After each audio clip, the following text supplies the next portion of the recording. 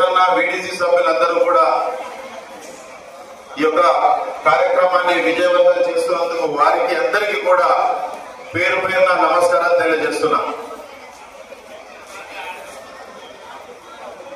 నిజామాబాద్ నుంచి వచ్చే క్రమంలో ఆంధ్రనగర్ దగ్గర గత 50 సంవత్సరాలుగా వాళ్ళ కోరిక ఉండే ఆంధ్రనగర్ ఇందిరానగర్ మీదుగా లక్నాపూర్ కి సుమారు 2.24 కిలోమీటర్ల రోడ్డు 2,28,00,000తో మనము భూమి పూజ చేసుకోవడం ఇక్కడ రావడం జరిగింది. వచ్చే క్రమంలో మన నందిపేట నుంచి వచ్చే రోడ్డుకి అక్కడి నుండి లక్కంపల్లి చిమ్రాజపల్లి తలవేదాకి సుమారు 3.6 కిలోమీటర్లని 6.93 కోట్లతోని ఆర్ఎండ్బి మంత్రి గారు కోమటిరెడ్డి వెంకన్న గారు, అదే రకంగా సుదర్శన్ రెడ్డి గారు, పిసిసి అధ్యక్షులు గారు, రాకేష్ అన్న గారు అందరూ కూడా ఈ యొక్క రోడ్డు కోసం కృషి చేయడం జరిగింది.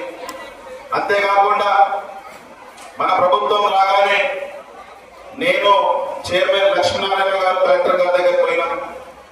ఎస్సీ బాయ్స్ హాస్టల్ శిథిలావస్థలు ఉంది.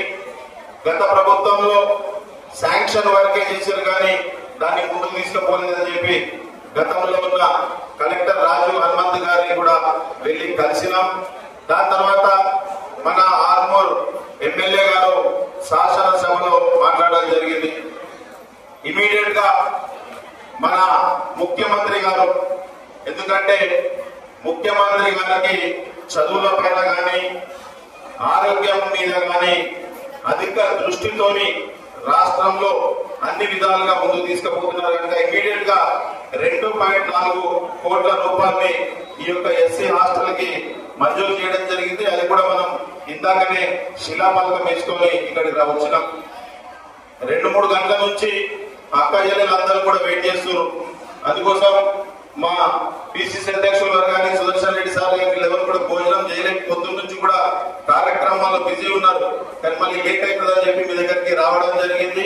మరొకసారి మీకు అందరికీ కూడా ధన్యవాదాలు తెలియజేస్తూ, ఒకటే పిసిసి అధ్యక్షులు గారు వచ్చారు, సుదర్శన్ రెడ్డి గారు వచ్చారు కనుక అన్న మహేష్ అన్న పక్కన 400 ఎకరాల సెజ్ ఉందన్న నందిపేట్ల.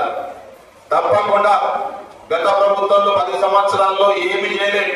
దానికన్నా ముందు 400 ఎకరాలు సెంచించింది కాంగ్రెస్ ప్రభుత్వమే కనుక మనము చిత్తశుద్ధితోని దాంట్లోకి ఎన్ని అవసరమే కానీ ఫుడ్ సంబంధించిన ఇండస్ట్రీస్ తీసుకోవాల్సిందిగా మిమ్మల్ని ఆర్మూర్ నియోజకవర్గం తరఫున కోరుతున్నాను.